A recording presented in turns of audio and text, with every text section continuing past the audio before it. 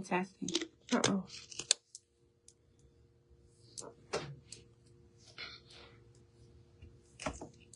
You can't test it without me doing something. Oh, I thought it was okay. I thought you was ready. Off so that you can't pick up stuff you're not supposed to.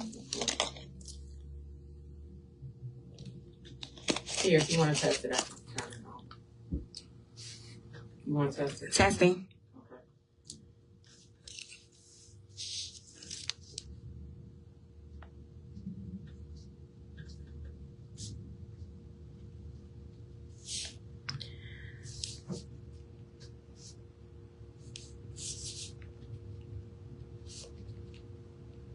Oh, it's 12.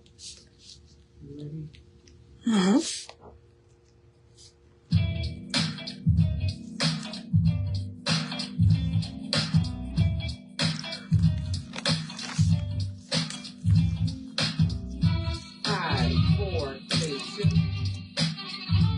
Great afternoon. Great afternoon. Happy Winning Wednesday.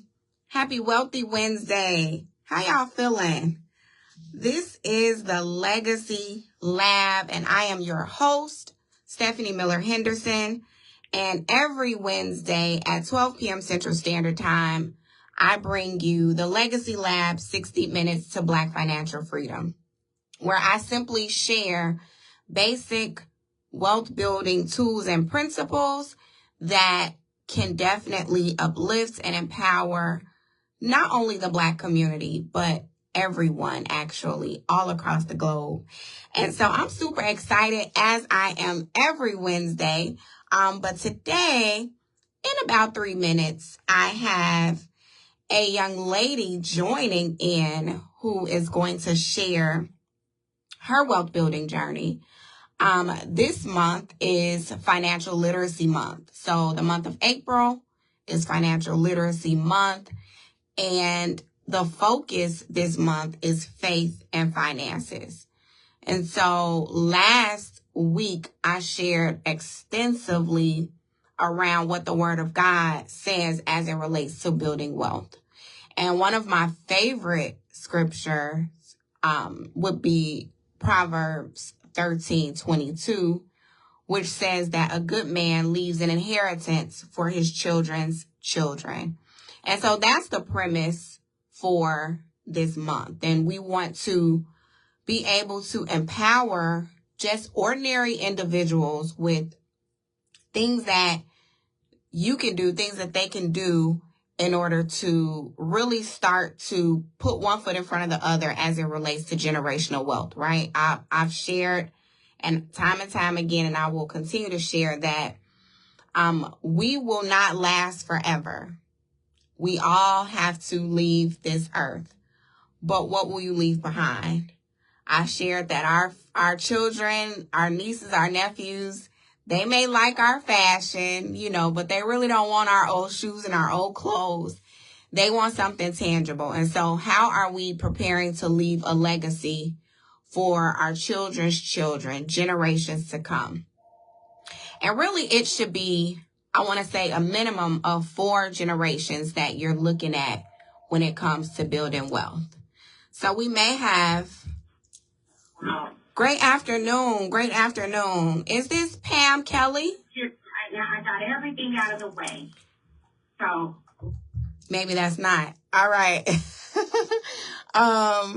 It's about that time. So I definitely thought that was my guest, Pam Kelly. But Pam Kelly will be joining us in about a minute or so. So if you are tuning in via Facebook, definitely comment. Let me know where you're tuning in from. Like, share. If you are tuning in via YouTube, make sure you subscribe to the Intellectual Radio channel. Also, go on over to Stephanie Miller-Henderson and subscribe to my channel, where you will be able to experience some of, not just this content, but other content. I definitely love to highlight the work that my daughter does, when she's on stage. And so you'll see a lot of those videos and that content as well. I'm super excited to definitely empower the people with some wealth building principles. And so I'm going to go ahead and we're going to kick this thing off. And so I have joining me today, at least for the next 15 minutes, a young lady by the name of Pam Kelly. And I connected with Pam through a group called Win with Black Women. And so I joined that group in November, and it's just been a really powerful experience to connect with Black women all across the globe, not just in the United States, all with one mission to definitely help uplift and empower one another, but also to push one another further as it relates to, political issues, social issues, economic issues, and so forth. And so here we are. Pam and I have definitely gone back and forth about building wealth. Pam is the bank, I would call her the bank Black guru. I don't know if she would want me to call her a guru, but I would call her the bank Black sister, okay? And, I am the make it, save it, invest it sister. And so I have Pam Kelly, the founder and owner of Perennial Preparedness, where she, over the last 5 years, has provided faith-based financial and strategic lifestyle preparedness solutions. So, Pam, do I have you on the line? Yes, Stephanie, you do. Loud and clear. Wonderful. Great afternoon, Pam. How are you? I'm doing well and blessed, and it sounds like you are too. Yes, I am. No complaints on my end. So, Pam, who is Pam? So let the people know, where are you from and how did you arrive to this faith-based financial preparedness journey? I would love to share how I arrived at my faith-based journey, as you put it, which is just fine. Back in 1996, which might be dating myself because it could be before some of your viewers were here on the planet, but there was a hurricane in North Carolina, which is where I've been residing for the past 40 years. And at the time, I had 2 small children. And I was so devastated by that hurricane because we went without power for almost 2 weeks. And even though my children now remember it as the greatest adventure, outdoor adventure, they still got 3 meals a day, 401k, and a paycheck every 2 weeks. So I was lulled into the situation of thinking that, I was prepared, nothing would happen because I would always have money in the bank. Well, I couldn't get to a ATM. I'm not even sure that ATMs were available at that time. I think they were just beginning, but they weren't available in the area in which I lived. So that was very traumatic. And out of that experience, I realized that I couldn't blame it on the system, the man, the ex-husband or anything like that. I really had to change my spending priorities. So I developed a method called 5-10-10-75, which is really traditional faith-based wisdom where you learn not to spend 100% of our dollar. And that was back in 1996. I used a Microsoft Excel spreadsheet. Fast forward to 2025, I have been able to create an app for both iPhone and Google Play that can be downloaded, and it's $2.99, not $299 or $2.99 a month. Simply a one-time cost to download this app that has greatly benefited me over the years, and it has expanded really into a ministry. I call it a mission to just share with our community because that is kind of the cause at hand, especially in this new administration. The one thing that we have to do as a community, as families, as a community, is to manage our dollar so that we are able to live at 75% of our dollar, be able to save 10% at least, and give back to our faith community, which is important to me. That's 10%, and 5%, which is probably one of the most important buckets, which I call them buckets, to invest in our community.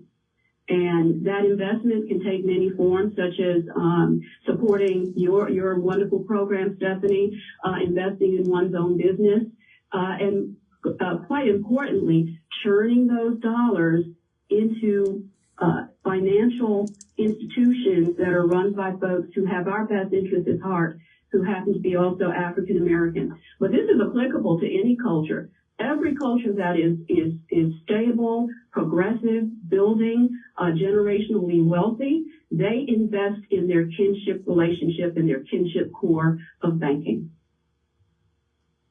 Pam, you said a lot. That was good. That was so good. Yeah, you see how it really developed from just my personal financial journey to really extending it to a trajectory and a pathology that could be very much of a solution for our entire community. I love the buckets. I am a very toolkit kind of person. Like when I go to conferences, conventions, workshops, I don't want to just sit and hear people just talk, right? I have to have a takeaway, something that I can actually apply to my life. And so the 5, 10, 10, 75, that you created is definitely something that we can apply, like a principle that we can live by. So I love that. I've heard, different financial strategies, with different numbers, but this is something that seems very simple and doable. So I love that. What would you say is the single most important thing that Black people must do today to financially prepare for tomorrow? And let me say, Pam, this question I saw your signature quote. I love quotes, by the way. I just love them. Famous, quotes from famous people. I start my morning on social media with some positive quote, but you had a quote that was something to the tune of that.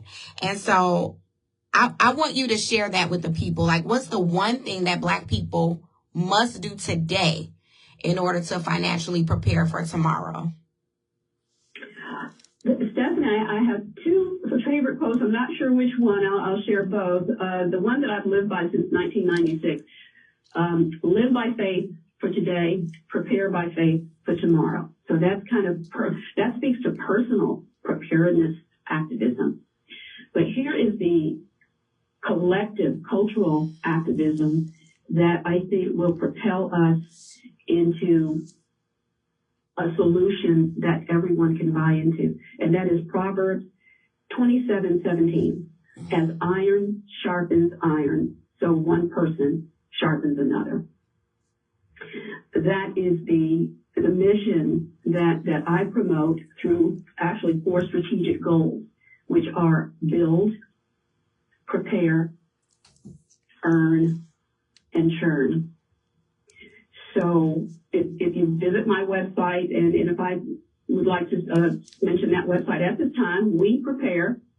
There's a lot of public information there, and there's a wonderful opportunity for those who become members to have access to the knowledge base of resources to help us fortify financially, strategically, tactically, spiritually, holistically. It's all there. And it's motivated by that scripture. As iron sharpens iron, so one person sharpens another. And we're going to require trust, that we have to learn to trust one another again. Because there's folks that mistrust, 2 separate words. They actually miss being able to trust one another. And then there's those who mistrust. They want to be able to trust. So all of that is addressed, I think, in that scripture, that we have to take the step forward, especially after January 20th with this new administration. We now see that there is a new rise in what I call Jim Crow 2.0. So we have to out-prepare that, and that's why it's always about preparedness. So that has been verbalized and strategized into what I call Century 5, 10, 10, 75. in which, again, 5-10-10-75 is the driving financial infrastructure that will move this and to build. We have to trust one another,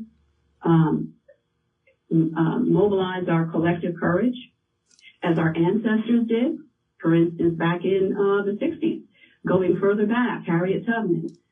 They were futurists, and I like to use that word also, because they believed in the future in spite of how the present appeared, and they prepared for it. That is what we have to do. So with that in mind, I issue a call to action, an invitation for folks to visit the website, weprepare.us, specifically the campaign that's now underway, and it's called the Million Brick March. So I'm not sure how much information you want me to share about that, but it's a wonderful mobilization that focuses on the next 10 years, the next decade, of simply building places and spaces where we can nourish our children and flourish our family. I loved it. One of my questions was, what's your favorite scripture related to wealth? But you gave us Proverbs 27:17. Now, I would like for you to take a minute or two to talk about the Million Brick campaign. One of the things that I spoke about on the show a couple of weeks ago was something that a pastor in Chicago recently did with his church. And I'm sure there are other, silent partners and people that are involved behind the scenes. But they purchased it was a liquor store, and it was some other, businesses. I can't even remember what else may have been in that building. But it may not even be half a block, but it might very well be half a city block. And one thing that the pastor said that they want to do is to have a free grocery store in the building, a free clinic, some office space, and some other things where, Black professionals and business owners can come and collaborate and all the things. But Pam, I shared that on that very corner, I myself actually had to run from gunshots. And so building spaces and places within our community is something that is extremely important to me. As I am on my wealth building journey, that's something that I keep in front of me as a vision, as a part of the vision. So talk a little bit about that Million Brick campaign, because it sounds like it's along the lines of, Black development. Right. It, as you said earlier, there's nothing new under the sun. Building has been going on by every culture. We've had an interruption in our building culture, and so this is a opportunity to recover it. And if I can just paint a picture for you and your viewers and listeners, just imagine a beautiful place nestled in nature, a sacred retreat where families can come to reconnect and recharge, a space where healing gardens, learning labs, wellness workshops, and creative camps for our kids, a sanctuary where our elders are honored, our youth are empowered, and our culture is celebrated every day. That place is called Perennial Park. As a former architectural CAD drafter, many, many years ago, I was frustrated by the lack of places and spaces for our youth, who I just noticed too many on the corners. Again, the same corner you referred to, just kind of wandering aimlessly. So God blessed me with, the ability to visualize structures and put them on paper. So I built this structure, a multi-center site over 25 acres, and it's Perennial Park. So fast forward to 2025, I sat on it. I'm just glad that the Lord preserved me to this point where I'm retired and now can pursue it full time. But it is not unlike the developments that you have mentioned in your city. They're possible in my city. Here's what can make it happen, Stephanie. We have to, no construction can take place without a banking core. We look at the residences we live in, the places we work in. It's not because of some kind of racial supremacy. It's that there is a pathology of preparedness and investment and banking. So what I suggest with the Million Brick March is that we have a $1.8 trillion spending power in the African American community. I won't say economy, because an economy only comes when those dollars are being churned and recycled. So we have spending power.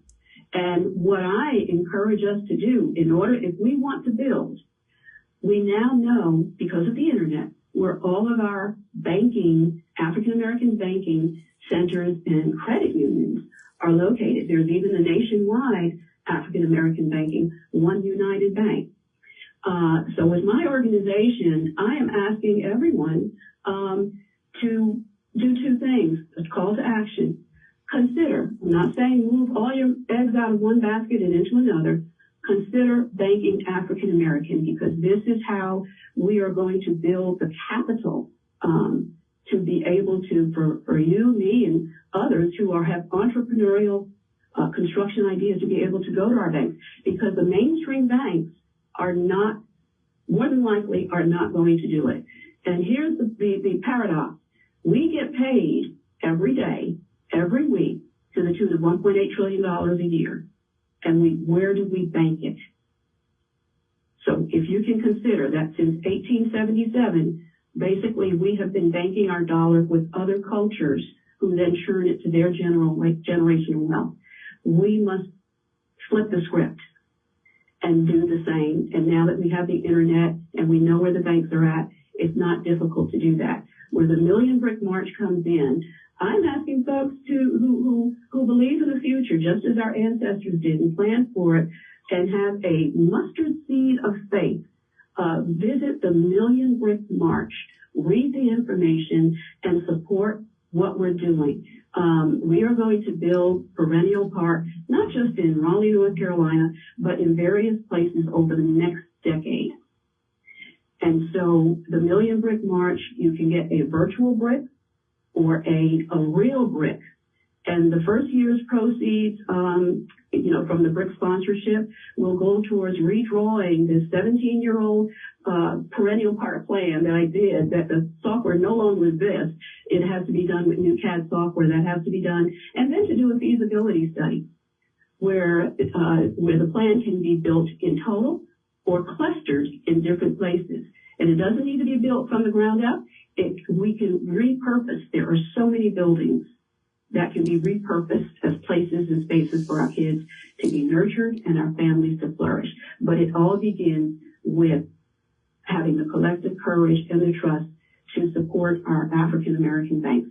Because all the proceeds that I get are banked with mechanics and farmers who have been in business since 1907. So the future looks bright if we dare to prepare and invest in it. That is wonderful. That is phenomenal. I absolutely love everything about the Million Brick March. I love that. And I definitely wish you nothing but the best.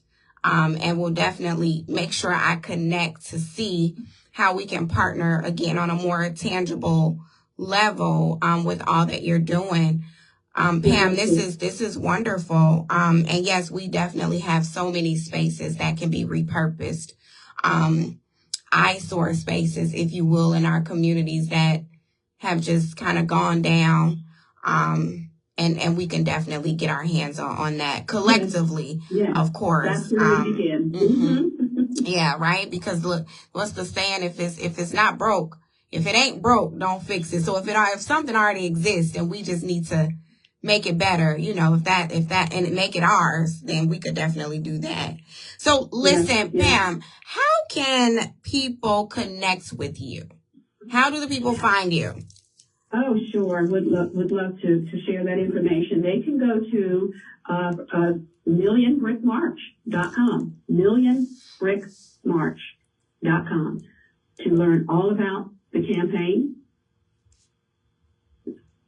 Or they can go to my Facebook page, which is my profile page. I really welcome all who self-identify as, the African American preparedness culture, which is rising, it's growing. So I have set up my Facebook page, facebook.com, Pamela.Kelly.961, if anyone can remember that. But I think the easiest way, and my links are on the website, I think it's the easiest to go to millionbrickmarch.com. millionbrickmarch.com. And if I may close by saying that, since January 20th, the new administration, I think what will help our young people psychologically when they know that there is a campaign in progress that has a 100-year mission versus Project 2025, which is just 4 years, if that much. That's good. And that's what our kids need to see, that we are building. Mm-hmm. No more, I know there's well-meaning protests, prayer vigils, but in this country, what is going to work is our faith, our preparedness, and mobilizing our $1.8 trillion. That's it. You heard it, folks. Thank you so much, Pam, for joining me today on the Legacy Lab. You definitely dropped some gems and some nuggets and some knowledge for the people to ponder. So thank you so much, and I look forward to connecting with you very, very soon. Well, thanks so much, Stephanie, for the opportunity, and have a blessed and resilient week to you and all of your listeners and viewers. You as well. Thank you. My. Thank you so much for tuning in. You're on the Legacy Lab with me, your host, Stephanie Miller-Henderson. Every Wednesday at 12 p.m. Central Standard Time. April is Financial Literacy Month, and this month's focus is faith and finances. Gotta have both. And so I'm super grateful for our guest, Pam Kelly. Again, if you would like to connect with Pam or join her in her mobilization around building and preparing as a people, you can go to the millionbrickmarch.com. And so what I want to actually close with, again, and I shared, that one thing that Pam often talks about is banking black. And one thing that I often share is, for many of us, before we save it and invest it, we have to make it. And I love that, there is some movement right now around banking black, right? There is, a lot of times when there is strife or, things happening, a disruption happening in the government, people shift. People start to come together. They start to unify as they should. And sometimes, God has to trouble the waters because people get comfortable. And I posted something yesterday on Facebook that said, comfort is where our dreams go to die. Right? Too many times we want to sit in our comfort zone because it's easy. We don't really want to do anything. We can be slothful there. But that is not where growth happens. That is not where change happens. And that is not where anything that you have ever dreamed about, it won't happen there. And I will also add, if your dreams don't scare you a little bit, then dream bigger. Because you have the capacity, the potential to do just that. Because you were created by God and He doesn't make any mess. And so definitely we talk about making it. Because I don't have the number, the stats of people that have bank accounts versus the people that don't, and what that all actually entails. I would love to get, someone from the banking industry on to kind of dive into that a bit. But we have to, we spend a lot. One thing that Pam lifted was that $1.8 trillion spending power. More than the gross domestic products of Spain and Mexico, right? Altogether, we spend that much. We consume that much. We overly consume. People will walk around looking like $1 million and don't have $5 in their pocket. And so that's a mindset shift that needs to happen. But also, you know, when it comes to opportunities and ways to be able to make the money, right? Ways to be able to build the wealth. And definitely you want to make sure in this season you're banking black. And so I'll leave with 4 pillars of financial literacy. And those 4 pillars are debt, budgeting, saving, and investing. I've brought up investing almost every episode because the only way that you're going to build any wealth, the only way you're going to be able to enjoy that wealth on earth and leave it, you know, something that will outlast you, is to invest. You can actually leverage the power of all of these by learning to build wealth. All debt is not a bad debt, right? I guess, you know, and I don't want to get too much into the health, but, you know, they talk about good cholesterol, bad cholesterol, all that types of stuff. So, you know, it's some good and bad in there, but we have to be educated. So one thing I want to share is that when it comes to making it, there are many opportunities out here for you to make money and earn at a high level. You have your job, you have your career, that's your linear income. That's your one stream of income. You have to invest to create a second, third, fourth, fifth source. There are people out here that are literally getting paid so many different ways. I have, like I mentioned, I have one business partner who has like 13 businesses. And you may be thinking like, well, how does one person have that many? Because what happens is, I don't know if you remember, but you had that leveraged and residual income piece. And so what happens is, at some point, you want to be making money in spite of you. You want to be making money while you're not present, meaning you don't have to punch in or punch out or sign in and out to do this. And so that has to be done by figuring out a way to earn leverage and residual income. And so tonight at 8:30 p.m. Central Standard Time, one of my business partners who is phenomenal, she's a coach, she's a mentor in our Planet Marketing business. She, for the month of April, is hosting some virtual info sessions. And I absolutely adore this young lady, and I love listening to her and how she has journeyed on this, how she has gone on her wealth building journey.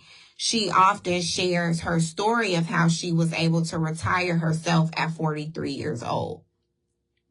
And so my goal, you know, when I was working and in my jobs and in my career, I always said I want to retire well before the age of 50. So there's still time. I'm still good on that goal.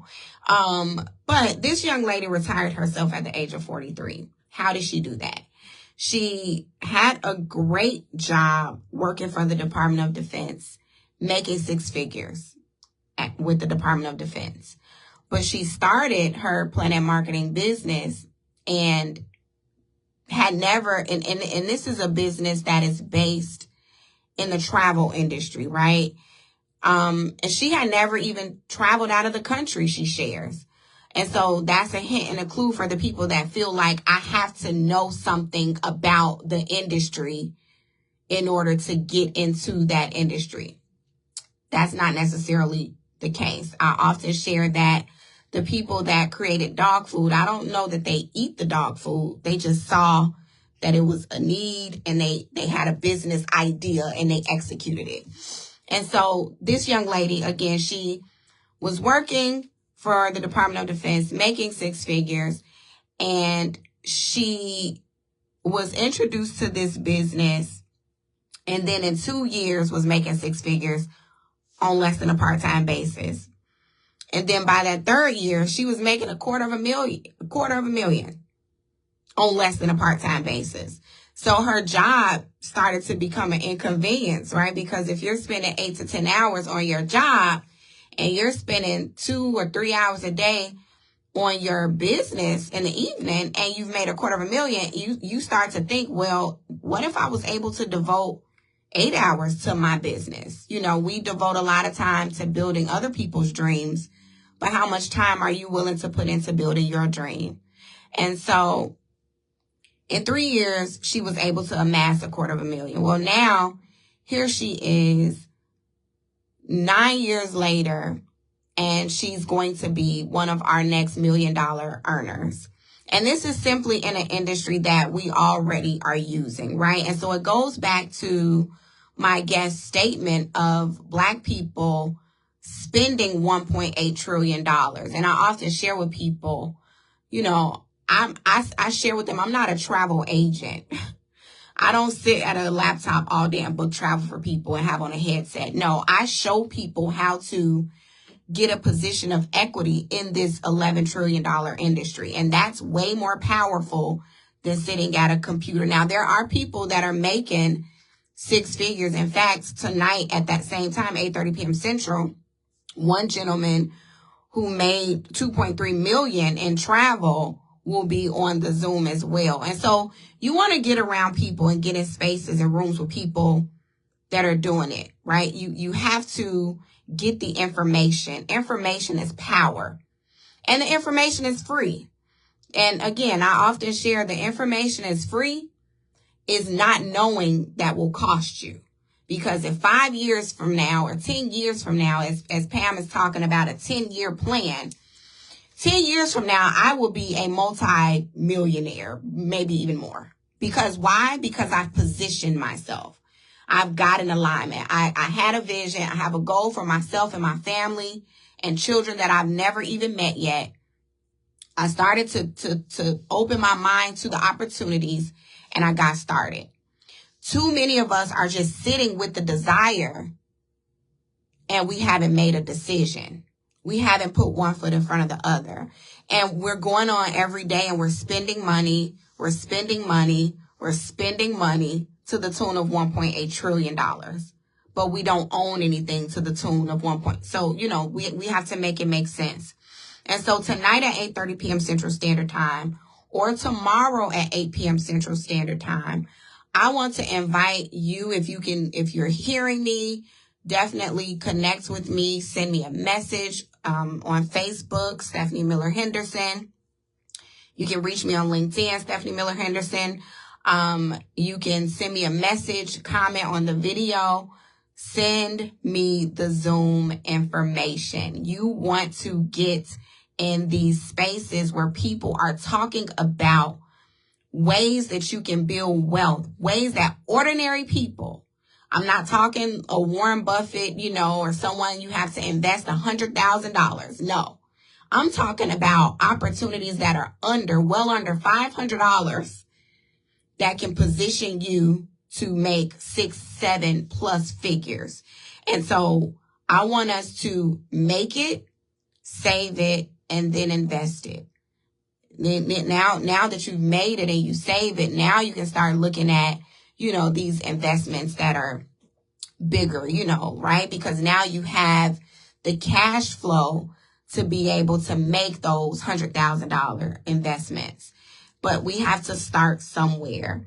And so I definitely want to invite people to be my guest. Again, that will be tonight at 8:30 p.m. Central Standard Time or tomorrow at 8 p.m. Central Standard Time.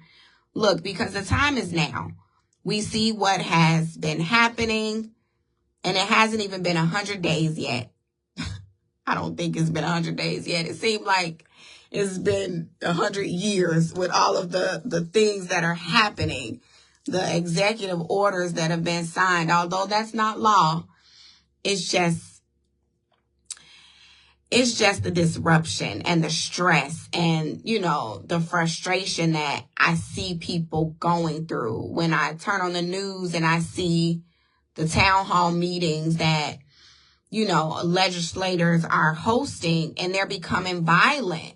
These are working men and women that are spewing, profane language and getting ready to fight. And I saw a man being carried out by the police, and someone was hosting a town hall. And it's to the point now where people want to just do, the phone town halls because they feel like it's safer. And so this is what's happening today in this economy, where you have cuts, Social Security cuts. And I just on my way in heard that in Indiana they're considering not allowing the people who receive SNAP benefits to be able to buy candy or sugary beverages. So the government is definitely wanting to have some control over your life, your health, your ability to work, and have some financial security for your family. And you do not want to put your family in the hands of someone else. And so now is not the time to ask for permission to rescue your family. The time is to step out on faith and get it done, because we see what is happening. And so I want to end with that. Again, I would love for you to be my guest tonight at 8:30 p.m. Central Standard Time on Zoom, where we're going to be showing people how to get paid 8 different ways in the travel industry. It is amazing. Or you can tune in tomorrow. You could get some information, ask for the Zoom information for tomorrow at 8 p.m. Central Standard Time. We are educating the masses all over the globe, literally every day. And there are times when I even host in-person workshops where we talk about the passive, the leverage, and the residual income. And I help people get their home-based business started right on the spot. Yes, where you could work from the bed, you could work from the beach, or you can work during your lunch break. It's your business, so you can work it as you see fit. But I definitely want to empower the people to make it, to save it, and to invest it. It's our time. It's our time. This is the year of grace, and I totally believe that we have to definitely act right now. So thank you all so much for tuning in to the Legacy Lab, 60 Minutes to Black Financial Freedom. I'm your host, Stephanie Miller-Henderson, and I will be right back here next Wednesday with some more faith and finance talk. Take care. Be blessed.